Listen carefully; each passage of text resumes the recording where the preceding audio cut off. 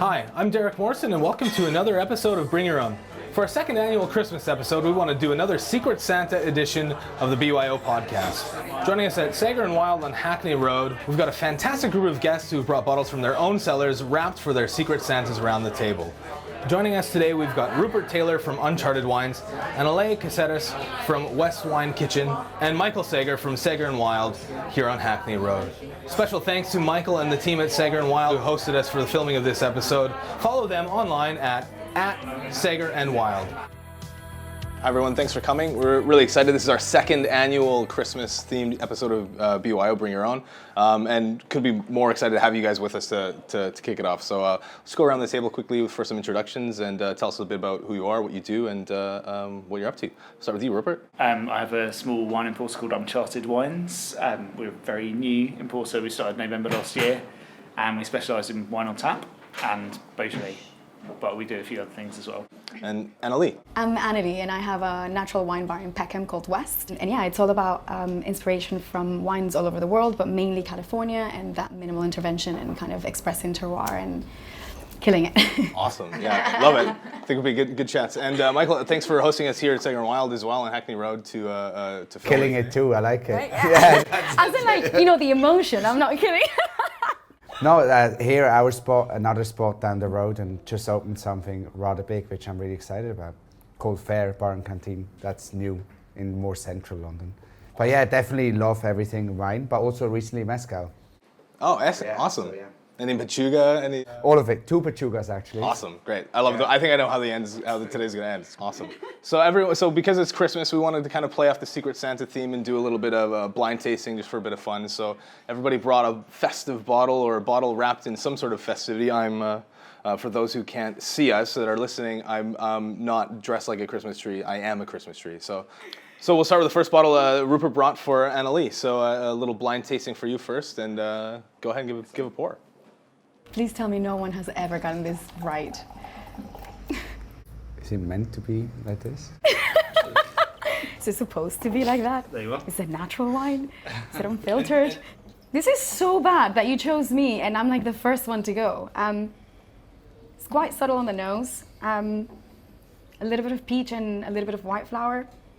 Feels like a bit of a warmer climate. So yeah, so it's a little darker than the typical white wine that most people would expect. A bit cloudy. Nice nose. Yeah, good nose, yeah. It's a good Christmas aperitif wine, I think. The acidity is beautiful. Absolutely beautiful, and it doesn't take over.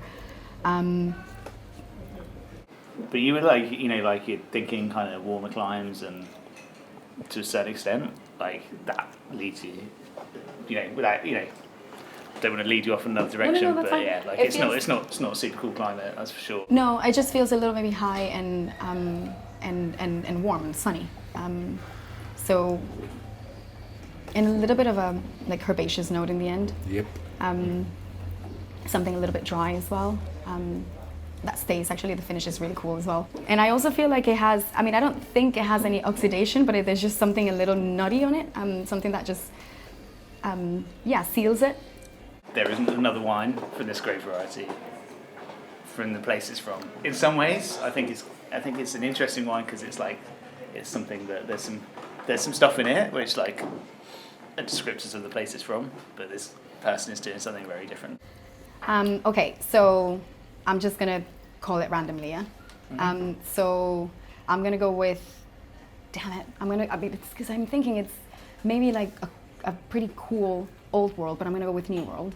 Yep. Yeah. New world, yeah. And I'm gonna go with something that's super versatile, and I'm just basically cheating. I'm gonna go with Chenin Blanc. Not Chenin Blanc. Okay. I was thinking Chenin Blanc, but then there's that herbaceousness at the end that kind of tickles me away, and it's almost like, is this kind of like a warm climate, like a little bit of skin contact, like Sauvignon Blanc or something like that? It's exactly what it is. Yeah. Blanc, yeah. And so she said It's new just world. nicely ripe. There's a couple of other producers that are making this wine that would fit into this category in this country. They don't taste like this. Do you want to see what it is? Brilliant, yes. Yeah. But yeah, who'd have thought I'd bring in a New Zealand Sauvignon? Certainly not me.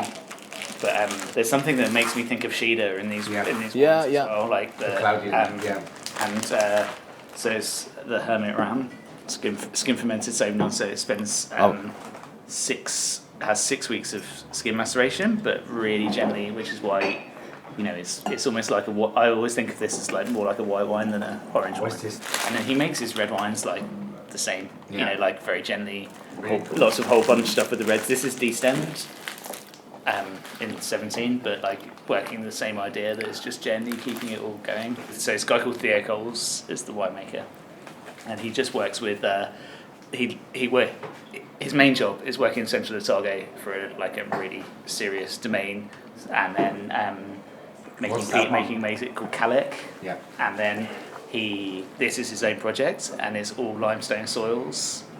So he seeks out these little pockets of limestone in Canterbury. It's funny, like when I was tasting the wine, because you could tell a bit of the style, you could feel those textures, you could feel a bit of the ripeness. So it's kind of really hard to place. But then there's also, you know, it's ripe, it's soft, it's got the acidity is not really.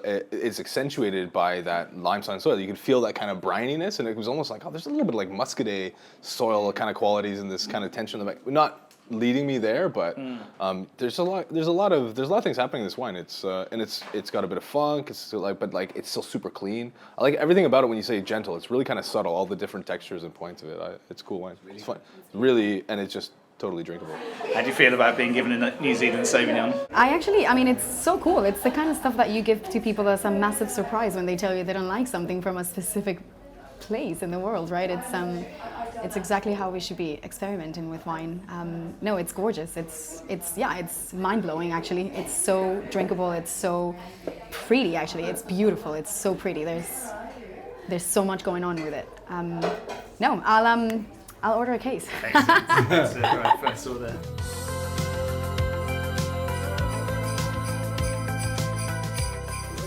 Rupert, I brought you a wine. Are you ready? Yes. With a bigger carafe, it kind of looks like an experiment. I just want to keep it cold. You chilled it right down so I can't taste what it is. That's right. It is a wine I really wanted you to taste, and I'm confident you haven't tried. So I want to see what you think. I think the person who makes it is also going to care a lot, because he or she knows you. Are you in, you know what we should do is a quick, the old game. Mm-hmm. Do you think this wine is older than 2 years or younger than 2 years? Right, I think it's younger than 2 years because of the colour. Do you think this is a natural wine? Within, let's say, the raw wine sense or real wine fair definition, do you think this is a natural wine? It's got very classic, like, fruit, lovely aroma. Like the fruit, like I get like a kind of like dark cherry fruit. There's oak, but it's like beautifully integrated. You definitely don't have that sulfur burn. I mean, you definitely have that. If for such a young wine, if it's less than 2 years old, it's so approachable. You kind of open and feeling that fruit. You don't feel that tickle or burn. It doesn't. It's not necessarily like zero. Like sans soup wines can almost be like. I mean, like to like try. I don't know, because you're trying to categorize things, and they can all. Every wine can be a bit different, but you know, like can be a bit more prickly than maybe this is. So maybe it has a little bit of sulfur and. Yeah. But yeah, so let's say it fits into that criteria. Yeah. What does it look like? You already said about the rim. You know, it can only really be a few. The colour's really interesting because it's both got beautiful clarity, but it's very deep and intense, and the tannins aren't super grippy or anything. Like so that taste. I mean, think of it. We chilled it right down, and it still doesn't show too grippy, right? It reminds me of Bizot. Reminds you of Bizot. I'm just messing with you. Do you think this is from a hot climate, a cold climate, or a moderate climate in terms of WSET? Like this wine definitely has sunshine, like it has ripeness, but not to the point of being in any way jammy or overripe or anything like that. There's a lovely fruit ripeness to it. So it could be... This is a really tricky wine. Let's put it on the table. What grape do you think it is? Trousseau. No. This grape, unlike many others, unlike any others, has undergone, you know, a lot of different hats and expressions in the last 35 years, 40 years. That tells you a lot about Trousseau, because no one really drank fucking Trousseau 35 years ago, right? This wine was also drunk 35 years ago. Not from this producer, but it's that classic. So it's from America? Correct. I've not tried this wine before, that's why I wanted to open it. So I was curious myself. Monovarietal, it doesn't have too many tannins, so you can already say it's not Cabernet. Like it's Pinot. That's right, it's Pinot. And I know the winemaker.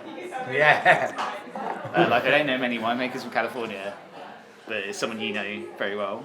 And it's not textbook. No, I said I don't want to comment on it. It's Raj Par. So it's like from Raj, it's Raj at Par, and it's his like natural zero sulfur. Yeah, so they launched something. This is actually not released. The release date is next month. Rupert. Do you like it or what do you think? I know, you didn't let me unwrap mine. Rupert's that kid at the Christmas tree that just like needs to unwrap everybody's presents. So yeah, pure Domaine de la Côte 2016. This wine is zero sulfur, unfined, unfiltered, which I think is mega interesting for Californian Pinot that's been shipped, Absolutely. Actually a suitcase import which came in an airplane, and you can argue it's really interesting about making wine, right? This is whole bunch, how it can last, how it can show with zero sulfur from diatomaceous or limestone-like soils. Mega interesting, I think. And the fact they were in France. And what do you think, Rupert? Is this drinkable? Yeah, absolutely, incredibly drinkable. I think we've pretty much drunk. Not yet. But yeah, very, very drinkable, delicious wine. Thank you very much.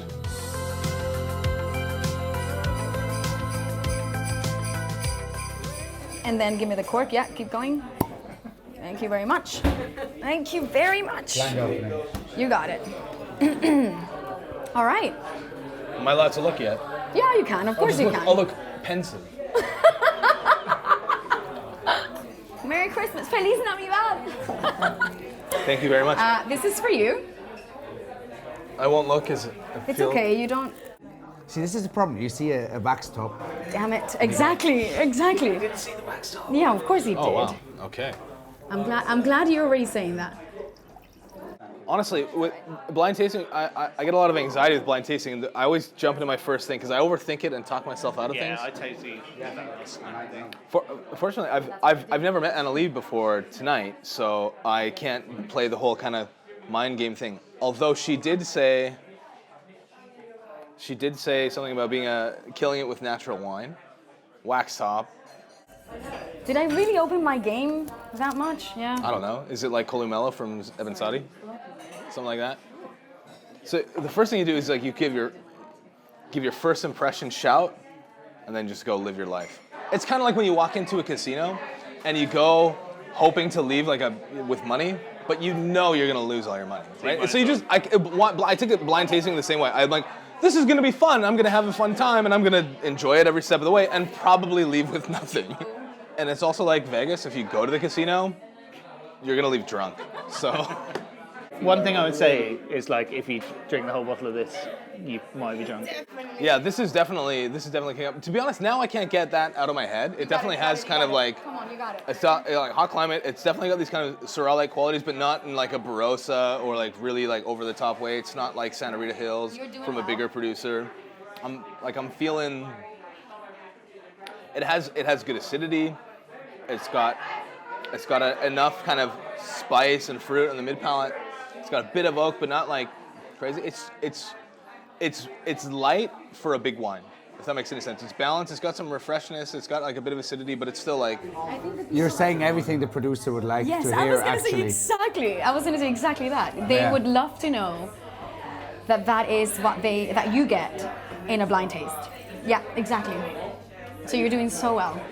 It's a warm climate, New World region, Syrah maybe with a blend, but with from a producer with kind of, let's say, for lack of a better word, old world sensibilities. Someone that loves maybe Hermitage, that's like kind of that kind of thing. So, because it's got some bravado, but it's got acidity. It's got some nice sapidity and kind of like saltiness on the mid palate to give it a bit of kind of texture. It's got some caress and that kind of luscious, new world, ripe wine kind of character. I think this producer would much rather like you to say that maybe the winemaker likes Mondeuse a lot. Yeah. Because I don't think this winemaker likes Hermitage as such. On the nose, it has much more of that kind of quality. Look, I'm gonna stick with my original guess. I'll say Ebensaudi Columella. Say it again. Ebensaudi Columella. No. But everything else you said was there. You want to open it? Yeah. Where is it? Oh, next to you. Is there a link between the last wine and this Anybody one? else? Yeah, 100%. So it's PAX. No, but good one. Anybody else want to have it? Is it Raj? No. The winemakers There's two. Right. are relatively famous for picking potentially slightly early, but also picking really cold regions of said area. The area is not famous for cold regions, but they pick. And it's actually incredibly old. Incredibly old. For that, no, but it isn't. And also for They're that, very good friends. For that, they're very good friends. They're. Do you think it's female or male? I don't. No, but it doesn't matter. It's just for the game. Well, now I'm thinking female because you're just playing. No, it's actually two males. And where they are, which you're right, is California. The vines are pretty old. Actually, maybe the first making this kind of wines. And I mean, you want to open it, yeah? You did so well, and you only didn't guess what doesn't matter. You guessed everything Check else. your phone, Rupert. I brought a fucking gem. I'm still like on my head like, who do I think it is now? Well, keep calling it then. Oh, of course it is. Here you go. I'm on the mailing list. It's Arnold Robert Syrah 2014, Yay! one of my favorite producers on the planet. So You did great so. wine. You did so Thank you well. so much. Seriously.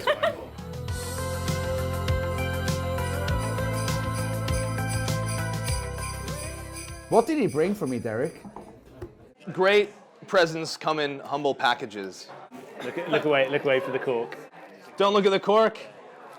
Or is there a cork? Maybe it's a screw cap. Maybe it's made of glass. Didn't sound like it. So it's a wine. Merry Christmas, Feliz Navidad. Gracias. Other languages of how you say that? No, but you're going to catch me on this because I'm already lost. This is outside my comfort zone. For sure. Two initial notions were Italian or Cabernet, but I don't know why. But just to look at it analysis-wise, so the wine is cloudy-ish. The wine has got some age, potentially 7-8 years from the look, from smelling.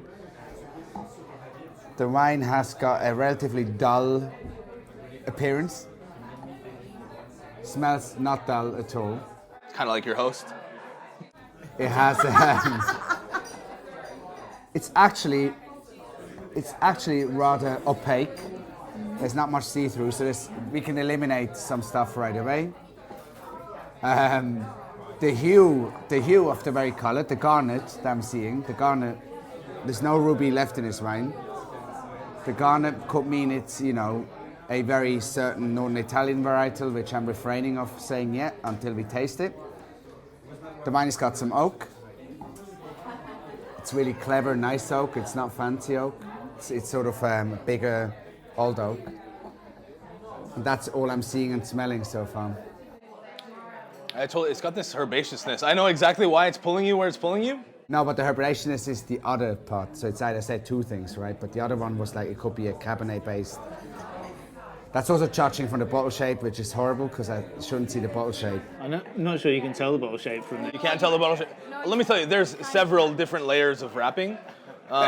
Given my new avenue, I'm not gonna lie to you. It's wine. It's kind of the wrapping is very indicative of me as a person. It's wine paper wrapped in shoe paper. I'm not gonna lie. The wine's got amazing acidity, but not much VA, not much volatile. Sorry. Length is sound, if not really good. Acidity keeps going, which is really cool. But I keep saying the wine's probably got more age than we think it does. I don't think the cloudy appearance is part of the winemaking here. It's probably part of it being slightly older. Understood about herbaceousness, but I think it's quite integrated.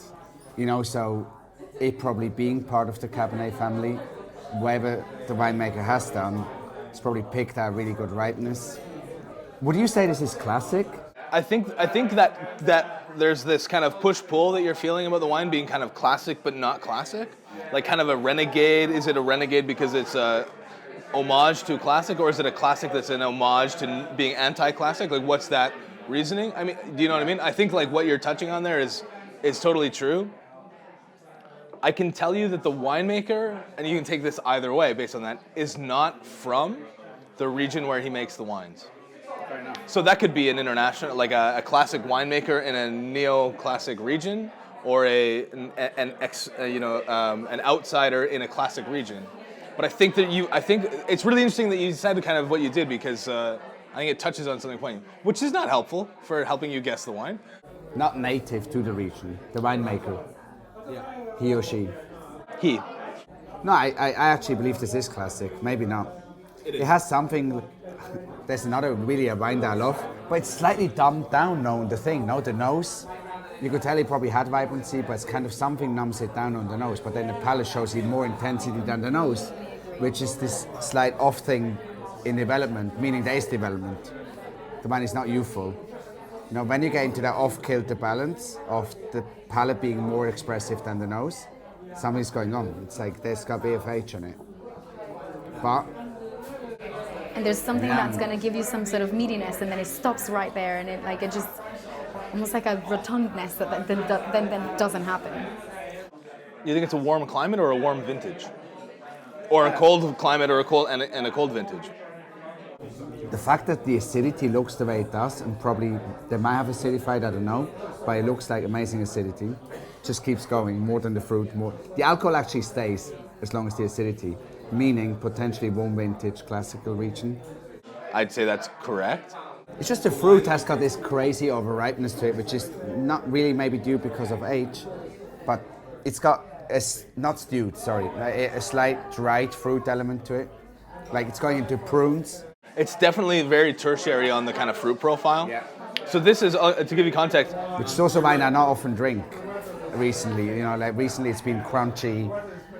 and so typically this producer's wines are very much in that kind of crunchy. This is a warmer vintage of the wine. It's not his top wine, but it has a bit of age. It's been in bottle for a few years. It's classic region. Do you have what country do you think? What country do you think? You talk about Italy. Do you still think it's Italy? It's not a classically warm region. We wouldn't think of it, and we wouldn't have talked about it tonight around the table. It's a warm region. It's not herbaceous enough to be Loire as such. No, it's not warm. There's a region I don't ever drink much, Bordeaux, but again, it doesn't really have much of that. I think it's a region you like very much. But it's not Italy. That's so interesting because there's just like there's so many things that lead you to Italy, isn't there? Right? This wine, yeah, big time. The color, the rim on it, The aroma. there is some storage and age on this, and it has been stored. I don't say warm or cold, but there's been. Do you know what I mean? It's got some slight of not cooked, but ripe element to it. Whether it's the harvest, the vintage, I would say it insists it's like 7-8 years old. It's A bit younger than that. and a warm vintage, bit younger than. And if I had to say that there's probably, in the broader region, Is this Syrah then? I mean, cheese, yeah. I would say that like you're probably one of the prime champions of this area, or the broader region. If it's Syrah, if it was, because the acidity certainly pertains to a tiny berry, you know, and also tastes like it's on slate, schistty kind of granite soil. Yeah, it could totally be a Syrah from 2009. No, that's older than what we said. So how many years was it? 2018 now.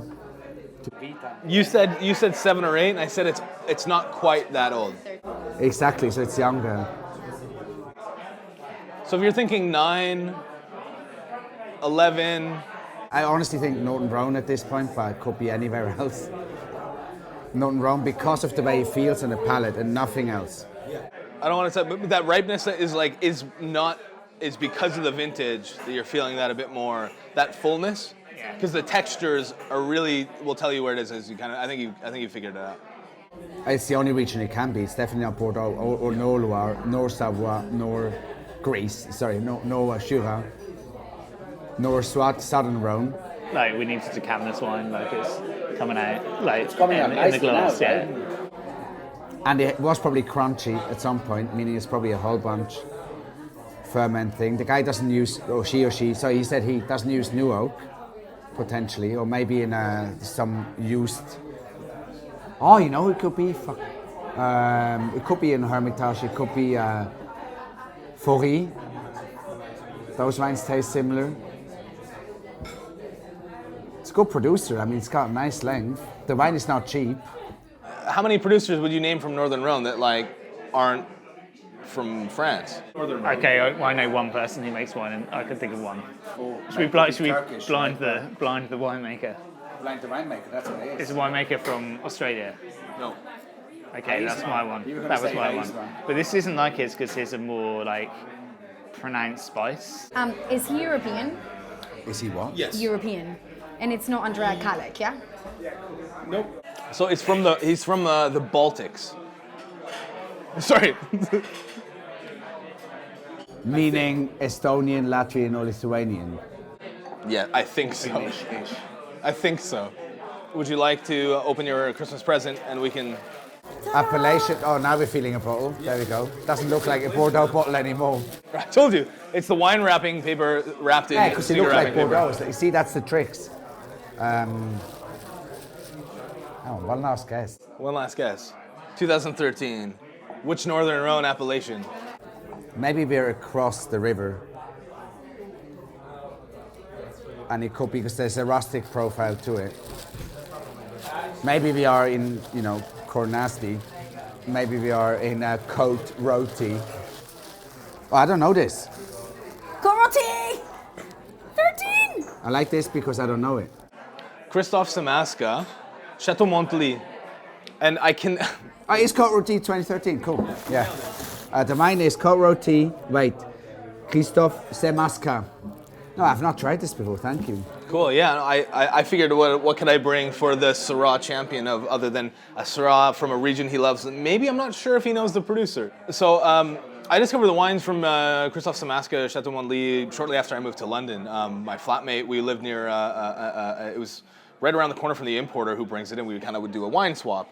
And so Chateau Montely was kind of an old estate that Christophe Samaska kind of rehabilitated. But I just always loved the purity of the wines. They were always kind of, had a whole cluster, had that essence, but they were really about the kind of freshness, the lightness of it. It's not a big name, but he's kind of making these kind of classic wines with a really kind of unique sensibility without trying too hard, right? And so when I discovered, I think the first vintage I had was the 09 or the 08 or something It's like really that. tough, because the wine is not over-extracted as such. It's just had a warmer vintage. There's no one who's not conscientious of winemaking here. Everything is sound. It just went slightly, you can tell there was a slight ripeness in it.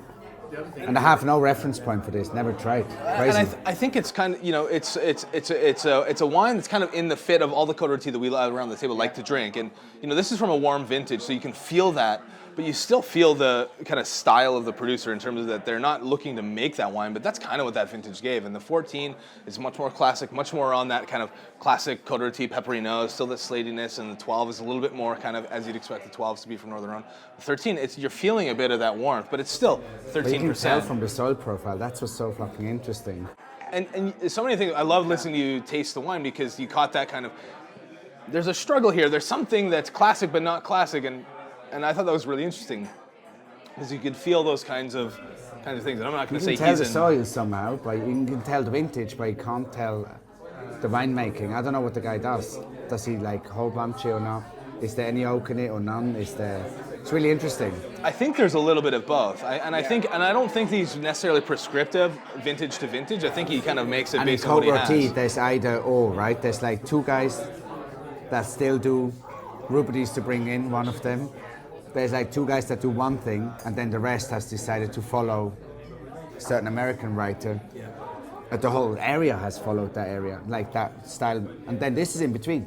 And also, like, this is his kind of entry cuvee, right? He has other single vineyard wines, and he makes it a broader. And this is, I think around probably 45 pounds retail, something like that. So not super cheap, but for Côte d'Or, it's quite entry level pricing. Funny to call it Chateau or something, no, in Côte d'Or. Well, so Chateau Montely is the name of the estate that he bought, but his name is Christophe Samaska, but I've always just loved the wines, and for me, this cuvee has always been my favorite of his wines to drink because it's got that kind of, it's got all of the character of the region, but it's generally quite open, and this wine has a bit of structure, and you can feel it's maybe aging not in as prominently as you'd expect a great top Côte d'Or, but that's kind of your entry cuvee, your cuvee, of the house.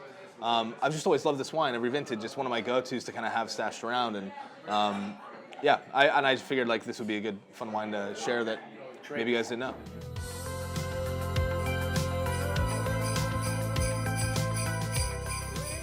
I have a blind for all of you. All three of you. I will pour it first here. The shape of the bottle is whatever, right? You tricked me earlier. Maybe it's actually a Bordeaux bottle. Really? In a in a burgundy-looking one with foil. A little bit musky, a little bit, well, pretty natural, but with amazing talent. Just mine shot it here. Absolutely amazing talent. So for me, this is like, it's so meaty and savory that it could be anything from like kind of a little bit whole cluster Oregon Pinot or Burgundy, or something I'm thinking like kind of 10-year-old Pinot, because it's still quite vivacious in terms of the fruit.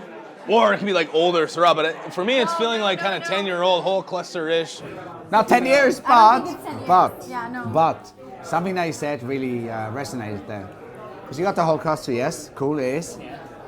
But sometimes if you give a winemaker just enough freedom, or just enough, it doesn't need to commercially matter, and they do something as a first step into a certain thing, and the wine is never commercially released, and then you look at it 3, 4, 5, 6, 7 years later, and you can see what they were doing, you kind of think, maybe they should have been given the platform before. And that's really, really important here, because winemakers, it's like us well, actually we don't have that pressure, but Rupert right now, you know, it's called Uncharted Wines. It's called Uncharted Wines. Does that mean you can then go into charted territory or not? And can you find an uncharted wine from charted territory or not, right? It's a whole question. Let's say you're a winemaker in a certain area, make a wine from a vineyard that's not legally allowed to produce wine yet because it's so fucking young. Planting density is at 17,000 per hectare, so it's really, really, really dense. So there's a lot of legalities in the whole thing. Yeah, your whole vineyard is shrinkled to shit, like tiny berries, tiny berries. And then you make a wine thinking it's probably not going to taste that great, and you sell it to one of your mates. And then 4 or 5 years later, it turns out to taste like this. And there's a DRC equivalent here, or there's other stories that are very famous of young vineyard wines. And that's why I wanted to share this with you, because it's like, it goes against old vineyard wines. It's the Duveau Blanchet of the New World. It's 2012 Pinot Noir, a little bit of whole cluster. Now, I don't know the vintage. I know I should know it. It's 2012, I'm 100% sure. Because if it's Oregon, if it's Pacific Northwest wine, I think it's 2012 because it was quite a warm vintage of Pacific Northwest. Do it. And I'm going to be really boring here. I've done something really obvious, but that was the wine I wanted to show you because as a blind. And there's a connection between the wine from before. Oh! So I wanted to taste it's the wine, it's my girlfriend's favorite. Raj Par. Yeah, that's right. And I have only 6 bottles 2012 Pinot Noir. 12, okay. But imagine this, planting density is absurd. It's Siren's Call Vineyard. He never did set down the label. It's now one of his top ranking wines. Siren's Call. It's the vineyard just slightly above La Côte.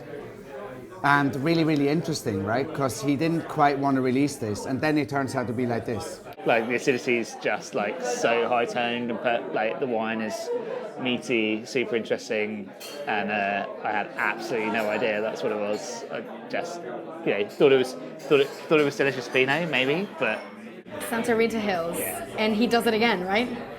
Well, personally, I would not. If I was blind here, I'd be, it's got serious fucking wine, but it doesn't show it on the label or anything else. That's why you got to give winemakers sometimes a bit of a chance to work outside their comfort zone. Guys, thank you so much. This has been an absolutely incredible Christmas episode. This will last through the festive season. Michael, thanks so much for hosting us here in your home in Hackney Road, and thanks everyone for bringing the beautiful wines. It was a lot of fun. The wines were fantastic. Guys, Merry Christmas, Happy Holidays, Feliz Navidad, Happy Hanukkah, and whatever other holidays I've missed. Cheers. Cheers. This is awesome. We hope you enjoyed the episode and that you have a fantastic festive season and that you indulge in some of these great bottles of wine with your friends and family. If you enjoyed the episode, please take a moment to give it a review online. And we'll see you in the new year. Can we do a wine shot for the podcast? Yes, of course we can. Wine shots! Are we really doing it? Fuck! Happy Christmas. Happy Christmas. It wouldn't be an episode with Michael Sager, if we didn't do wine shots. What the hell? I got to do my sign-off wrap-up. Yeah, let Anthony recover.